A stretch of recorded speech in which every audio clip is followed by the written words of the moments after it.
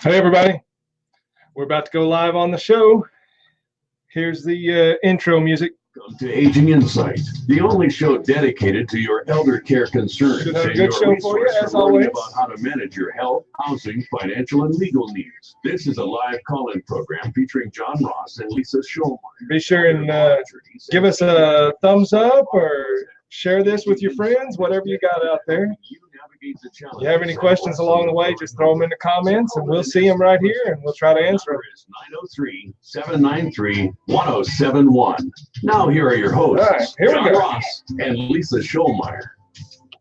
Well, welcome to Aging Insight, everybody. This is your host, John Ross, here live in the studio with my faithful co-host, as always, Lisa Shoalmire.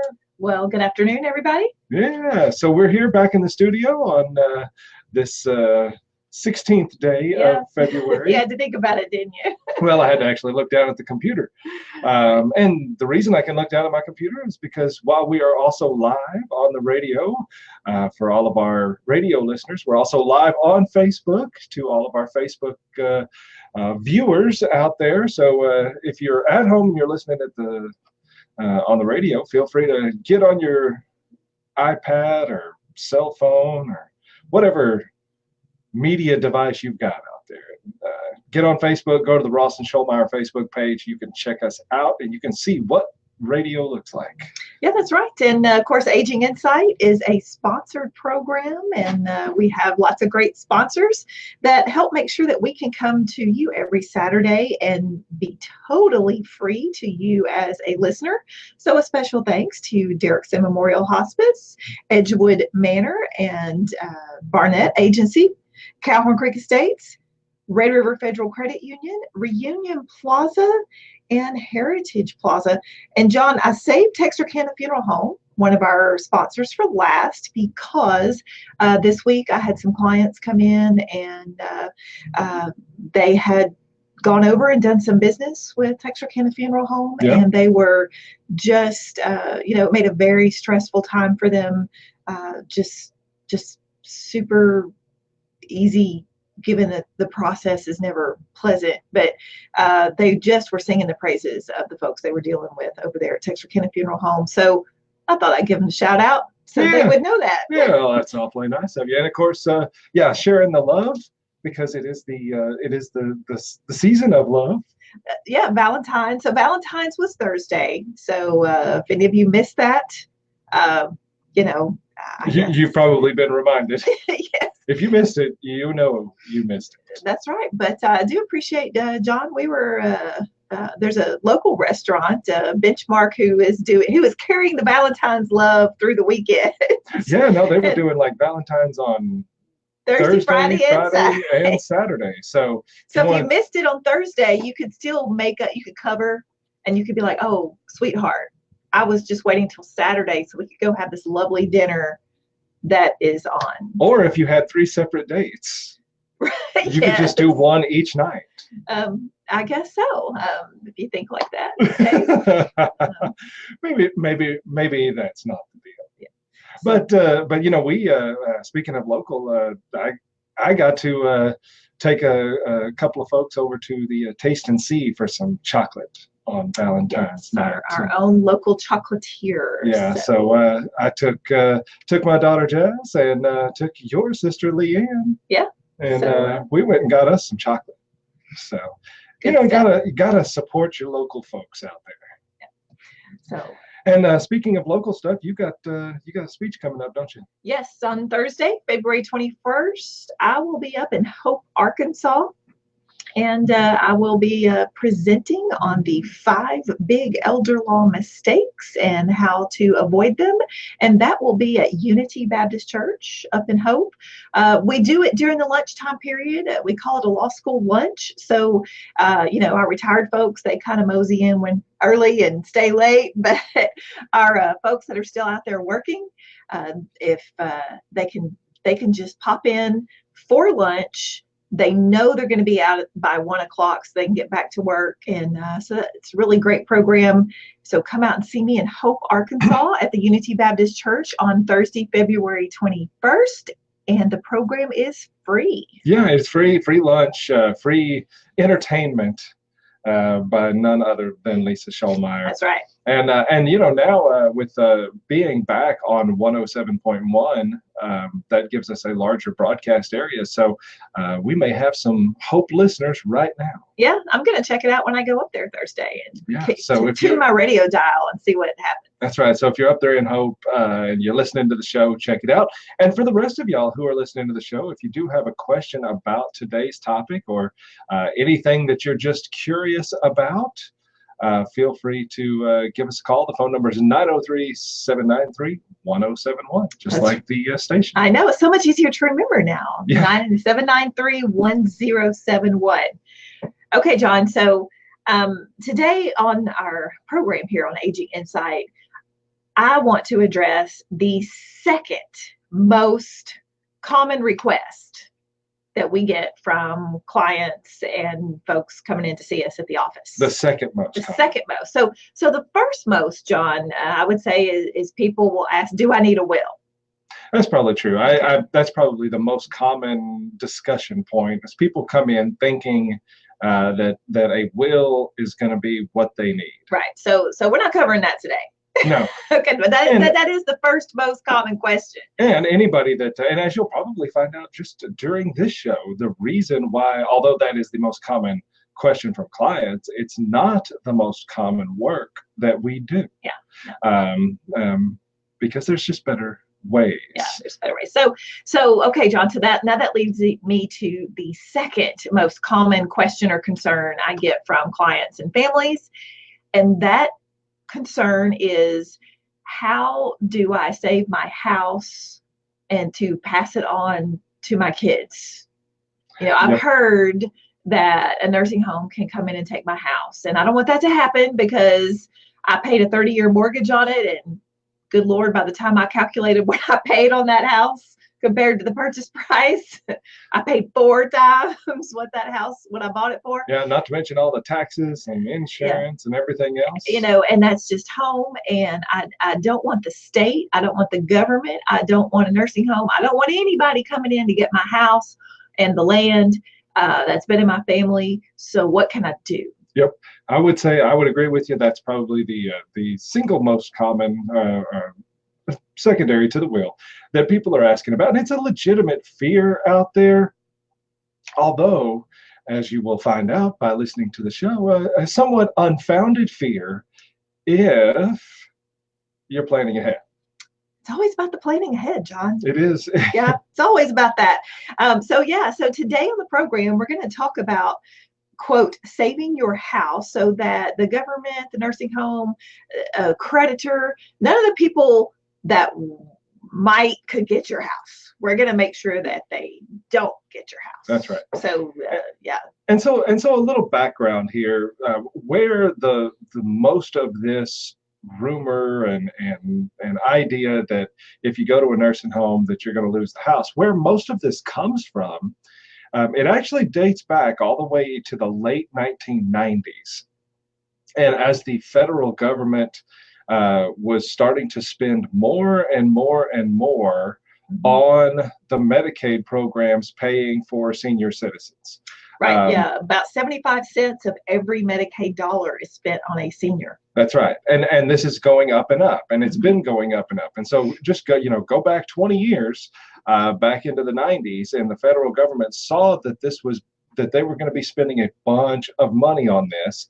And so they got the bright idea that they should pass a law that says that if the state has been using those federal dollars, so if the state's been using that money to pay for you under the Medicaid program for that nursing home care, or alternatively for that in-home or even assisted living care, that if they're paying for you under that Medicaid program, that at your death, they ought to be able to get paid back. Yes, they ought to be able to recover some assets from your estate in order to pay for the care, because the way the government is looking at this is if you are 55, John, that's a double nickel. That's a double nickel. Double nickel. If you are 55 or older and you participate in certain Medicaid programs, then the government, whether through the state Medicaid programs, if they write a check for you and cover your care cost or a part of your care cost through that program, then really it's not a gift. These laws that came on the books in the 90s made that basically an advance against your estate. That's right. So basically, as a senior, you're simply just taking out a loan from the government, and when you die, the you know how it goes, John. The some point the note comes due. That's right. Like any other debt, they want to get paid, and so yeah, they passed these laws. This collectively referred to as the Medicaid Estate Recovery Program. Right, and so a lot of programs that seniors might participate in for Medicaid. A senior can't have very much in assets in order to qualify for these programs, but the largest asset that most seniors still have and may possess and may continue to own and still qualify for government payment of their care is their home. That's right. In Texas, Arkansas, Oklahoma, Louisiana, basically all of our surrounding areas, you can have a home, including all contiguous land to that home, as long as the total value is less than $560,000. So that's, I mean, for these parts, John, that's a nice place. That's a lot of house. That's a lot of house or a lot of land. That's right. And so you can have that and still qualify for the benefits. The problem is then they've been paying for you this whole time, and then now you've died, and here is this valuable asset that may be worth up to $500 million. That's right. And interestingly, this law has been on the books, like I said, for about 20 years, but it wasn't actually until 2005. States like Texas and Arkansas both. They passed this law in the late 1990s. They say, okay, states, Congress, right? Yeah, Congress. Yeah. And they tell the states, hey, y'all need to start collecting this money. And Arkansas and Texas both, along with most of the southern states, said, nah. Yeah. I don't know. Ain't gonna do it. Yeah. Arkansas finally kind of got on the train a little bit, but Texas never did. Never, until they were absolutely forced to in 2005. Yeah, in 2005, the federal government came in and they said, look, if y'all states don't start doing this, we are going to cut off your funding. Yeah, so in 2005, and of course, Texas never does anything halfway. So in 2005, when threatened with the freezing of funds for seniors, Texas went all in. Yep. And so did a lot of other states, and basically created collection agencies to pursue the recovery of this land and these houses from seniors who may have who had received Medicaid benefits. Yep. Texas uses a company called HMS Inc. Yeah, they do. Although the state of Arkansas, they still try to do their own recovery. They still do it in-house with the state agency. Yeah. And so now, and again, we'll get to this a bit later, but when the federal government came in and passed this Medicaid law, they actually said that there's two different ways the states could make this claim. One would be on the back end. So a claim against the person's estate when they die. Okay. The other was that as soon as you're on Medicaid, the state could drop a lien on your property. Right. This is called a TIFRA lien, and I have no idea what that stands for. Yeah, TIFRA. You're so used to just throwing the lingo out there, you've forgotten a long time ago what it stands for. But it's TEFRA, and that stands we can make it up. I'm sure we could. But so the states were given an option. You can collect from the estate, or you can have a lien on the property on the front end. Right. And what do Arkansas and Texas do? Texas and Arkansas both do it on the back end. They have a claim against the estate. There is no Medicaid lien. I cannot say this enough. I wonder if any title companies are listening. Please, I hope so.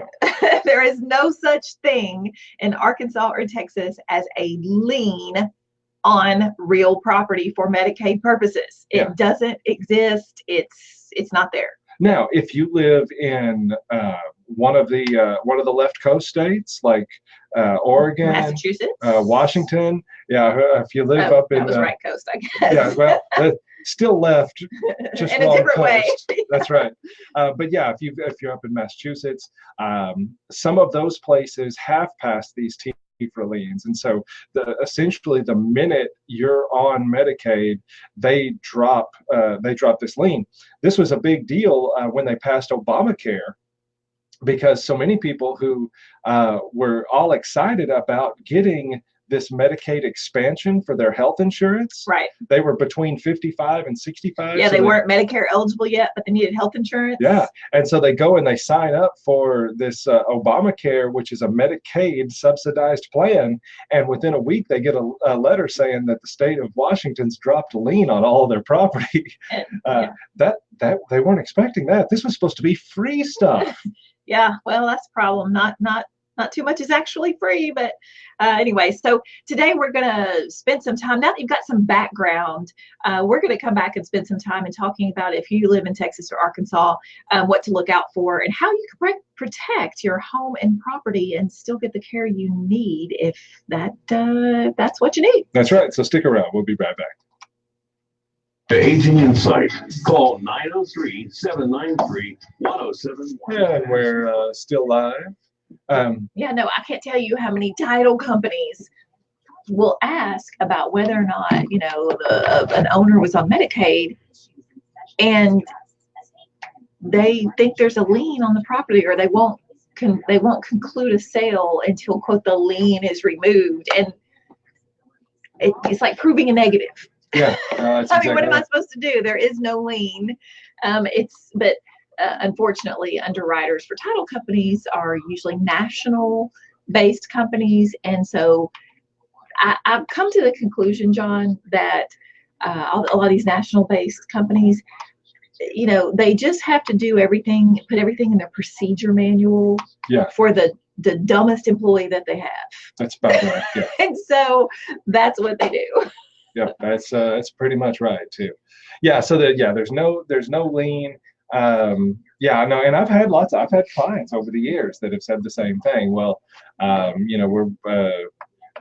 died, and there's a lien on her property. Right. And it's not that there's a lien on the property. And there might be a potential claim, but that's not a lien. I mean, I think of a lien as, when you bought your home and, you got a deed with your name on it, but the bank still had a lien on the property, and it was all official at the courthouse, filed against the property. Yeah, you could go to the courthouse and look up the lien, and you could pull it up, and there it is. It's a piece of paper, signed, and it's a lien. Yeah, that is not what we have in Texas. So yeah, definitely no Medicaid liens out there. They may have a claim, they don't have a lien. Yeah, so. Although I do find it somewhat surprising that more states have not expanded that at this point. Right. Well, it's coming. I figure. Yeah. I do figure that it will probably come at some point. Mm-hmm. And that will, we can kind of talk about that when we start talking about some of these options that you'll have to protect the house. Some things are good under the present law, but who knows what they'll be like under future issues. I've often said that if they just hire me, I could fix the whole thing. Right, we could get everything funded because we know where all the loopholes are. Right. and then we could close them all, and everything would be funded. But I think, John, back to the 90s when this first estate recovery program came in, these days, I'm not really sure that Congress is, I don't know that they have that much energy to actually act on anything anymore. So. Well, that's true. They can't seem to pass any laws anyway. So, all right, here we go. 903-793-1071. Now back to Aging Insight with John and Lisa. Welcome back, everyone, to Aging Insight. I'm Lisa Shoalmire. I'm here with John Ross, and today we are talking about care needs such as nursing home care, assisted living, even community care programs where the state pays for perhaps some sitters or some visiting nurses or something to come into your home. And John, I want to be very clear that we are not talking about using Medicare services. Right. It has nothing to do with Medicare. Nothing to do with Medicare. Use all the Medicare you like. There's nothing about coming and getting your house if you use Medicare. So there's a lot of confusion about that. Yeah, but let's also be very clear that Medicare does not pay for nursing home care. Medicare does not pay for Medicare does not pay for assisted living, does not pay for nursing home care, and does not pay for continuing assistance in the home and beyond a little bit of home health care. That's right. It might pay for a little bit, a month or two of rehab in a nursing home if you went straight from the hospital to the nursing home. But that's rehab. That's not actual just living there kind of care. Right. That's you're there in the nursing home because you're getting rehab. Medicare will pay for that, but that will max out at 100 days under any circumstances. Right. And after that, it's private pay. So the other thing, before we get into the strategies about how you protect your house, the other thing you have to understand is that Medicaid has a claim against your estate. Mm-hmm. When you die, some things are part of your estate, some things are not.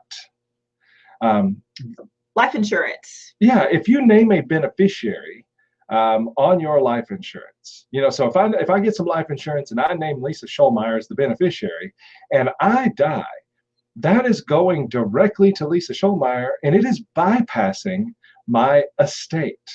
And it's doing that because you've already completed a form and a contract with the insurance company for them to pay me. That's right. So even if I had a will and my will said, I leave everything I have, including all of my life insurance, to my cousin Stewie. If Lisa was the named beneficiary on the policy, it still goes to her, even though my will says everything goes to cousin Stewie, because my will only controls my estate. And we're back to that word again, estate. Right. Medicaid, at your death, Medicaid has a claim against your estate. Right. So John, that life insurance with a beneficiary or that retirement plan, IRA, 401k that's got a beneficiary, Medicaid can't come get those things. That's right. They're outside of the estate. But you know what the biggest asset that usually passes through an estate is, John? Let me guess. That's right. It's your real estate. It's your house. It's your land. Because, there's not a piece of paper usually to sign off and say who your beneficiary is. That's right. So the key here is going to be keeping your property, your home, out of your estate when you die so that Medicaid can't touch it. It's that simple in concept. The way you do it, though, is going to be dependent on which side of the state line you live on and how much time you've got to plan in advance. Some ways are better than others, and we're going to talk about 4, 5, 6 different types of ways. Stick around. All right, man. We're back on commercial break. We're live with y'all. So tell me, what was this tax story you had? Oh yeah, so I had this tax story where it's that time of year, John. People are starting to think about their taxes. Some people have already done them. Well, there was a gentleman from Florida. Always Florida. Always Florida. He had listed his occupation on his tax return as a freelancer. Okay. And he reported about $18,400 of income. Okay. But later on your tax return, there's a line that says, how much tax did you pay in during the calendar year? Yeah, now normally that would be like what is withheld from your check. Right. If you're a W-2 employee, or if you're self-employed like us, every quarter we got to write them a check because nobody's taking any money out of our checks. Right. So this gentleman decided to write in that he had paid in taxes of $1 million. Yes. Okay, so his income for the year was not even $20,000. But on the line where he self-reported how much taxes he had paid in over the course of the year, he wrote in $1 million. Now, when you're figuring up your tax refund, the way the IRS looks at it is they figure out how much tax you were supposed to pay, how much tax you did pay, and if you paid more than what you were supposed to during the year, then you get a refund. Right. And so if you say that you paid $1 million and you only owed about 1,000, yeah, well, it turns out that the IRS refunded, and of course it's not really a refund because the gentleman never paid the $1 million, but the IRS sent him a check for over $980,000 as a quote refund on his taxes. Yeah. And so the article I read, John, said that federal prosecutors have recovered the majority of the $980,000 refund.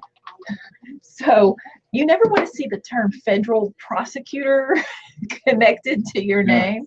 But I'm guessing this guy was just like doing his taxes, and he got to the line about how much did you pay in taxes, and he was like, $1 million, and I bet he thought he was being funny. Yeah, until he got a $999,000 refund. Yeah, or until at the bottom of that tax return where you sign it and it says, I swear under penalty of perjury that everything is true and correct on this form. And anyway, so this is how you go to jail. Yeah. Now, interesting thing on this. Yes, this guy is going to get prosecuted. This even if he gives all the money back, right? He's going to get prosecuted. He will be an example. Yes, they're going to make an example out of him. Interesting thing, and this is, I started out doing tax controversy work, right? And so I studied quite a bit on how the IRS works and things like that. If you owe the IRS money, the IRS themselves can come after you, okay? But if the IRS has overpaid you, the IRS actually doesn't have the power to get that back. Only the Department of Justice has the power to get that back. Hence the federal prosecutor. Hence the federal prosecutor. But here's the interesting thing. And this was according to my professor back in college, back in law school, who was a former IRS attorney. He said that the Department of Justice attorneys, so your federal attorneys, that they had a $20,000 threshold. And that if you owed the government less than $20,000, it wasn't worth their time to go after you. And so, the IRS could still offset future tax returns, and if you had another refund next year, they could take that. Take it, things like that. But the interesting thing is if this guy if he wouldn't have shot for the stars. Yeah, if he'd have cut that back to maybe 15,000, he probably would have gotten that 15,000. And other than the fact that the IRS would offset future refunds, possibly even take part of his Social Security later on down the road, but he probably would have gotten. He would have gotten away with it. Yeah, the federal government would not have come after him like they did. So anyway, we're back live. Here we go. Welcome back to Aging Insight, everybody. This is your host, John Ross, here live in the studio on this February the 16th, couple days after Valentine's Day. So hope everybody is still just basking in the love of their partners, still glowing from the open heart necklace or Sherry's berries or pajamagram or whatever cheesy Valentine's gift you bestowed on your loved one. That's what Valentine's is for. That's right. It's the time to engage in some cheesy commercialism for your love. It's beautiful. Yeah, you're not jaded or anything, are you? Nah, not a bit. All right, so today we're talking about how to save the house, and if you missed the first part of the episode, well, too bad. We're not going to go back and cover all of that because it took a half hour. Yeah, but you can check it out on Facebook later. So that's right. But the main thing you would need to understand is that in order to protect your house, you need to keep your house out of the probate process. Okay. All right. Now, again, you got a couple of different ways that you can do this. You want to start with Texas? You want to start with Arkansas? Let's start with Texas because that's easier. Yeah, Texas is a pretty easy way to do it. Texas actually has two different ways that you can do this. The first one has actually been around for a long time. And this is a deed where you deed the property to whoever you want to give it, like your kids, right? So you do this deed, you say, I'm giving the property to my kids, but as long as I'm alive, I can use it, I can do with it whatever I want. I can even sell it and keep all the money. Right. So, so basically all you've done there is said, when I'm dead, the kids get it, but while I'm living, it's still mine. That's right. So because as long as you're alive, you can do with it whatever you want. You can sell it. You can keep all the money. But of course, if you haven't sold it, then the very second you take your last breath, poof, it belongs to whoever you had named in that deed. So essentially, it's like you're doing a beneficiary designation, just like you would do on a life insurance policy that only pays when you're dead. I mean, this house only pays over, or goes over to the kids upon your death using this technique, and we refer to this as a ladybird deed. Right, and interestingly enough, Lady Bird Johnson actually has nothing to do with this deed. Just a good way to remember it, but it is a term of art that we use in the legal. There was actually a professor of law, and he was the first one to kind of craft this type of deed, and he wrote a paper about it. And in this paper, he used as an example, he said, imagine that Lady Bird Johnson was going to a nursing home and she wanted to protect her house from the Medicaid estate recovery. And ever since then, everybody has called this silly thing a Lady Bird deed. So the key on doing a Lady Bird deed, a couple of things. Number one, you have to do it while you're living. That's right. So if you are a homeowner and you're getting up a little further in your years and you want to make sure the kids get your house, or whatever house in Texas you may own, then you need to get this in place, while you're living. So that's one thing to keep in mind. And John, the other thing to keep in mind is this is not a deed that gives your home to your kids right now. That's right. You're still in control with the Lady Bird deed. Yeah. So I've had people do that. They've gifted away their property. And John, we have said over and over and over again, do not give away your property. But this Lady Bird deed is a way for you to give the future of your property to your kids while you keep the present. That's right. Now, the neat thing about the Lady Bird deed is you can do this deed at basically any time prior to your death. So, for somebody who's looking at nursing home care tomorrow, you could do this Lady Bird deed today. You could even do it tomorrow. You could do it the day after tomorrow. Right. A lot of people have heard, oh, well, I've got to do all of this stuff 5 years in advance. And if I didn't do it 5 years in advance, then I'm just out of luck. Well, there is a rule under Medicaid that says you can't give stuff away within 5 years. But notice you're not giving anything away. You're giving the future away. That's right. This house. And so there's no 5-year look back period on a Lady Bird deed. But John, it does only cover your homestead and the land that is connected to your homestead. So if you've got a house in town on a lot worth $200,000, well, you can Lady Bird deed that to your kids. If you've got 40 acres out in the west of the county, that's obviously not connected to your home, then that's a little bit of a different animal. Right. But, you could still do a Lady Bird deed for the purposes of transferring that at death. Right. But you couldn't have that property and qualify for the Medicaid benefits in the first place. Right. So something like that is going to take a little more advance. Now, the Lady Bird deed has been around in Texas for a long time. In fact, there's only a couple of states that you can use a Lady Bird deed like this. The two I know right off the top of my head are Texas and Florida. Correct. Ding, ding, ding, ding. But Texas actually and I'm not entirely sure why, since we already had the Lady Bird deed as a very viable tool. Yeah, so that was the first tool you can use in Texas. But then the Texas legislators came in just in the last, I think it was the 2015 legislative session. Yeah, I think so, yes. They came in and they created something called a transfer on death deed, or a TOD. Now, if you say TOD to me, I will probably walk out of the room because I just find that to be terribly annoying. Okay, I didn't know that. Good to know. So please, let's not refer to it. I've said it once. I will not say it again. This is a transfer on death deed. You could call it a TODD. Yeah, there are folks that call it a TOD deed. Frankly, John, my best guess as to why the legislature created this is because essentially they created a form that any Tom, Dick, and Harry could complete. With some crayons and get it done is what I'm thinking.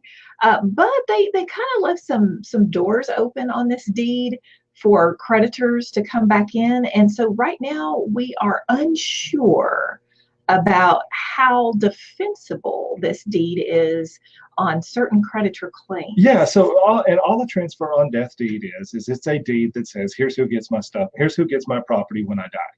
Yeah, it does what it says. It is purely naming a beneficiary on real estate. Now, when they passed the law, they specifically put in there that this transfer on death deed will avoid Medicaid. So thumbs up there. Okay. But if they would have stopped, if they'd have put a period on that sentence, we'd all be good. Instead, they put a comma. And they started rambling on about, but if you have other creditors out there, so imagine you were in the nursing home, had Medicaid for your nursing home care, but you also had unpaid credit cards. You had unpaid medical bills. So you've got these other creditors out there. Right. Well, the house would escape the Medicaid, but it wouldn't escape those others, at least for a period of 2 years after your death. And while the reality is those other creditors, if you have any, may not have the time or energy to really come after your estate. But once again, John, we get back to title companies. And if when you die, your kids are like, we don't live where mom lived, we don't want to live there, we just want to sell the house and pocket the proceeds and move on with life, then the issue becomes a title company may say, oh, we've got to wait 2 years to make sure none of these other creditors that could come after this property do come after this property. Yep. Now, so that, those are probably the two types of deeds on the Texas side that you can do right off the bat. I mean, you could do those at any time, even after the person is already receiving Medicaid benefits. Right. Yeah. Right. So you can do those at any time. It's really no big deal. There's some pros and cons to both, but some of that starts coming down to your personal situation. And that's where you get the guidance of somebody who actually knows what they're talking about and can explore all of these different options. There is, just briefly before we take our last break, there is something very similar to the transfer on death deed on the Arkansas side. Yeah, on the Arkansas side, there is a deed that they refer to as a beneficiary deed. Right. And so, this is still, it's just like the transfer on death deed in Texas. This is a deed in Arkansas where you can name a beneficiary on real estate. Right. Except unlike Texas, when Arkansas wrote the statute for the beneficiary deed, they specifically put in there that if you're on Medicaid, this deed is still going to subject your property to Medicaid. Right. And so I have come across a lot of attorneys on the Arkansas side and in the state of Arkansas recommending these beneficiary deeds to families as a way to avoid probate and to pass the property to the heirs upon death of the owner. However, it seems as if there's not been any consideration by the attorney advising to do this about the potential for Medicaid services being needed and the claims that Medicaid would make even against this beneficiary deed. And John, Arkansas is extremely aggressive on these claims. And so if you've got long-term care insurance and you want to do a beneficiary deed, hey, that sounds great. Otherwise, I wouldn't do it. Yeah, no, that's right. As a probate avoidance tool, fine. As a Medicaid avoidance tool, Absolutely No not. good. Now, Yeah. there are two that you can use in Arkansas. We're going to talk about those when we come back from the break. And we're going to talk about one super tool that you can use anywhere in the United States, but you got to stick around for that. We'll be right back. Yeah, I've actually used a lot of beneficiary deeds. Yeah. But they've always been in the context of not worried about Medicaid. And for example, because I may have some clients watching and they're like, you did a beneficiary deed for me, right? Well, But yeah. but think about it like this. Let's say, and here's one I can think of as an example. I have a husband and wife. The husband is in the nursing home. We have been able to get the husband qualified for Medicaid, right? Now, one thing, regardless of where you live, if you die and you have a surviving spouse, Medicaid drops the claim completely. Right. All right. So there is no Medicaid estate recovery if you have a surviving spouse. So with this husband and wife, where the husband's on Medicaid and the wife's not, I'm not worried about what happens if the husband dies and the wife is still alive. Right. However, what I am worried about is if the wife dies before the husband. In Arkansas, if you've got property that's owned by a married couple, one of them dies, it automatically passes to the survivor. Mm-hmm. So if that husband and wife, if the wife dies first, house now owned by dad, then dad dies, he's on Medicaid, whoop, there goes the house, right? So my concern now is we need to protect in case mom dies first. Right.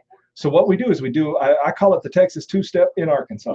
Texas two-step in Arkansas. That's right. So step one is we deed the property from dad to mom, right? So now dad has no interest in the house at all. Mom owns 100% of the house. Mm-hmm. Now we just need to make sure that if mom passes, it automatically goes to the kids. Right. Mom's not on Medicaid, so I'm not worried about it. And a beneficiary deed makes a nice, simple way of accomplishing that. So we deed the property from the husband and wife to the one spouse. Then from the one spouse, we just do a beneficiary Yeah, deed. and we can do unlimited gifts between spouses, and that does not create any gift penalties for Medicaid. So we kind of take advantage of that by having the husband deed his interest in the home to the wife, who then executes a beneficiary deed to the children. Yeah, and so that works very well. So we do use beneficiary deeds, but we're using them very strategically and not for a direct Medicaid avoidance purpose. So yeah, I mean, they're still good, and they're part of the statute, so that you're good with title companies and things like that. Anybody that thinks that you're going to do it to avoid Medicaid directly is wrong. And to me, it's almost like they kind of imply that, this house will go to your kids when you die.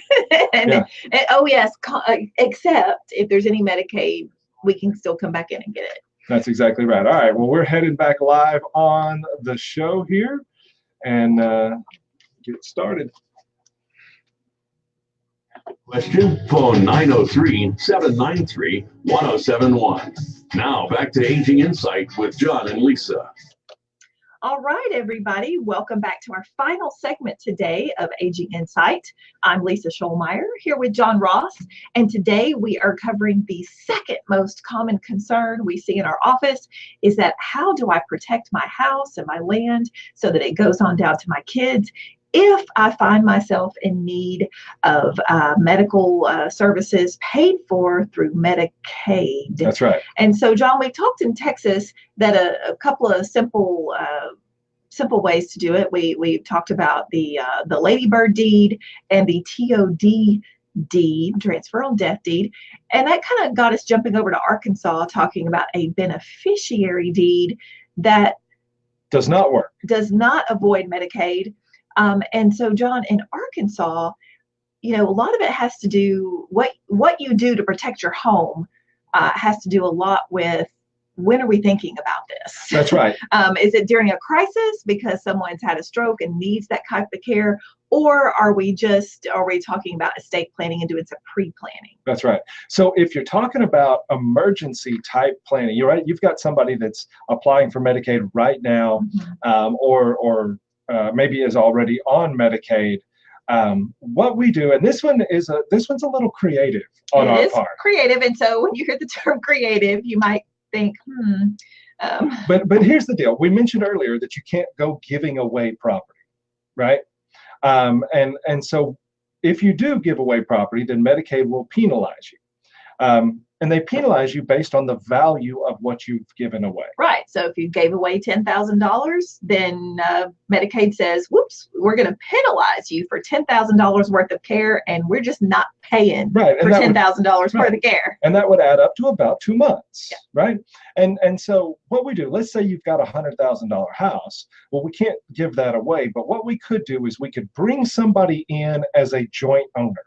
Yes, and John, there's an Arkansas statute that specifically allows folks to own property as joint owners. That's right. And then you can own as joint owners with rights of survivorship. Most of you listening may already have some property that you jointly own, but usually it's your checking account. That's right. Your checking account as a joint owner with your spouse.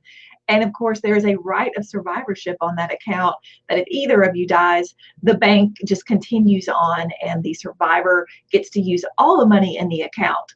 So we're just taking that same joint account concept and applying it to the ownership of real estate. That's right. So for example, I take this $100,000 house, and let's say that I give Lisa Shoalmire a 1% interest in this house, a very tiny interest. Yeah, so I might be just a little tiny interest, but I still get to call myself an owner. That's right.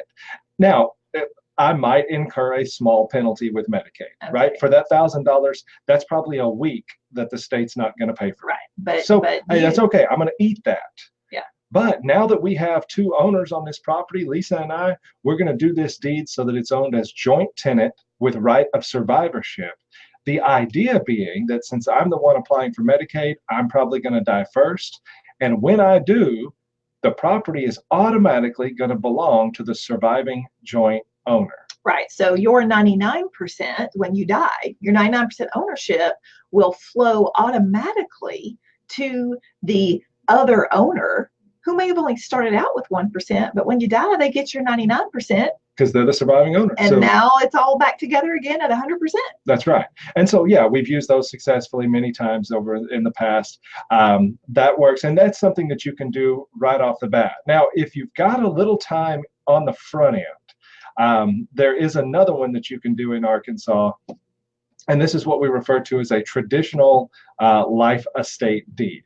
Now, a life estate deed is where you deed the property to somebody else, but you reserve what's called a life estate, meaning that you have the right to live in it, use it, occupy it, all of that. Right. This should sound very similar to our description of the Beaird deed in Texas. Right. The key differences between a life estate deed in Arkansas and a Beaird deed in Texas is that with the Beaird deed, the owner, the senior still retains the right to mortgage the property, sell the property, convey it, do whatever they want. Right. While an Arkansas life estate deed, the senior who executed a life estate deed, the only right they retain to the property is to occupy it, to live there, to enjoy it during their lifetime. That's right. Now, here's the deal. When you deed your property to somebody else like this in Arkansas, and you retain this life estate, you have given those other people something of value. Right. Now they can't use it yet because you have a life estate. So as long as you're alive, the people you've deeded the property to, they can't come in and force you out or anything like that. So, you know, how do we determine the value of what it is that you've given away? Yeah, well, there's formulas for that. Yeah. And so we can look at it and we can say, hey, based on your age and how long you would get to live there and how much the property is worth, what the value of your life estate is versus what the value of what's called the remainder, which you gave away. And here's the deal.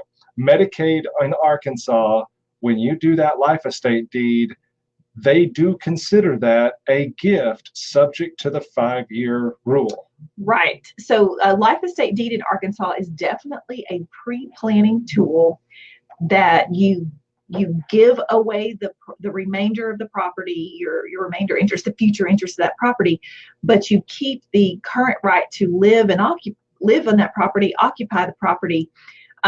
But there is a value to what you've just given away. There's a value to what you retain in being able to live there and stay there on that property. And there's a value to what you've given away. And like John said, there are formulas for that. And John, I just looked one up the other day because I had a lady, 79 years of age, who had done a life estate deed in the state of Arkansas. And we're now getting ready to look at some Medicaid issues. And she did the life estate deed more than 5 years ago. Yep. But what happened is her family got nervous and they went ahead and had a deed done that relinquished even her life estate to the kids. Oops. Well, this lady's 79 years old. Her life estate has a value because she's still alive. Right. So she still has the right to live in that property, and that has value. And when I calculated the value based on the formulas that we have to use, basically, I calculated that simply by relinquishing the life estate, the senior had made an additional $30,000 gift. Yeah, and 30,000 divided by 5,000, that's 6 months that Medicaid would not pay because of that. Right. So luckily, you can put that back. Yeah, so I can have her take back her life estate value or her life estate interest, and we'll be fine. But that just goes to show you that the family managed to get this right as far as doing the life estate deed more than 5 years ago, but they panicked and then misstepped after that. Now, regardless of where you live, Texas, Arkansas, Oklahoma, Louisiana, New York City, California, Florida, whatever, if you are planning well in advance, if you're not anticipating needing Medicaid in the next 5 years, then the absolute best way to protect that home is with an irrevocable trust. That's right. There's really no question about this. Yeah, that's the super tool that we kind of talked about earlier, that an irrevocable trust is, we put the assets that we want to protect and pass down to our families into that trust. We still can maintain control and management of all of those assets. And John, even the income from those assets. Right. So you can still, and you're still in charge of your house. You're still could sell your house if you wanted to. You could buy another house. You can move from state to state. You can do all of these things within this irrevocable trust without ever having to worry about the value of that asset being countable towards Medicaid, assuming you've gotten beyond the 5-year mark. John, I have so many folks that say, hey, I've only got a $85,000 house. I don't think a trust is what I need.